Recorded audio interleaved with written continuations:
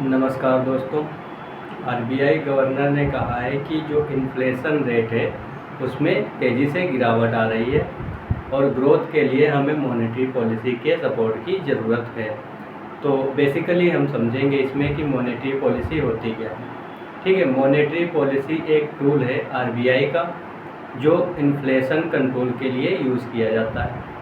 ठीक, इसमें total 6 member होते हैं, 3 आरबीआई से होते हैं, 3 गवर्नमेंट के मेंबर होते हैं। ठीक है, और ये मॉनेटरी पॉलिसी जो है वो 2 प्रकार की होती है। एक तो टाइट मॉनेटरी पॉलिसी जिसे हम कॉन्ट्रैक्शनरी मॉनेटरी पॉलिसी कहते हैं। इसमें ये होता है कि जो आरबीआई है वो इंटरेस्ट इंक्रीज़ कर देती है जिससे कि बैंकों की लेंडिंग कैपेसिटी है वो कम हो जाती है।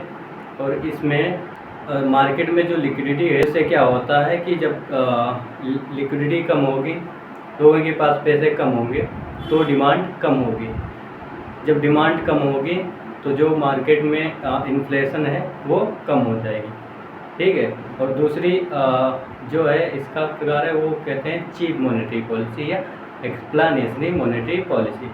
इसमें क्या होता है कि आरबीआई जो है वो इन्फ्लेशन रेट कम कर देता है जिससे कि बैंकों की जो लेंडिंग कैपेसिटी है वो बढ़ जाती है और जिससे जो मार्केट में लिक्विडिटी भी बढ़ जाती है जिससे कि जो है लोगों के पास पैसा आता है और मार्केट में डिमांड बढ़ जाती है। जब डिमांड बढ़ेगी तो ऑटोमेटिकली प्राइस इंक्रीज होगा। ठीक है, ये हो गई मॉनेटरी पॉलिसी के प्रकार। ठीक है, और अब इसमें देखेंगे कि मॉनेटरी पॉलिसी के टूल्स क्या क्या हैं जो मॉनेटरी पॉलिसी कमेटी यूज़ करती है। ये टूल्स 2 प्रकार के होते हैं। एक तो होते हैं क्वांटिटेटिव टूल्स, एक होते हैं क्वालिटेटिव टूल्स।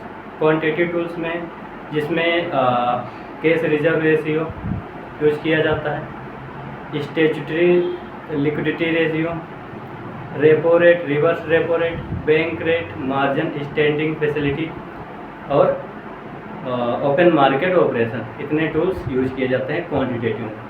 क्वालिटेटिव में वही मोरल सुएसन, क्रेडिट रेशनलाइजेशन जैसे टूल यूज़ किए जाते हैं। आशा है आपको ये सारी चीज़ें समझ में आई होंगी।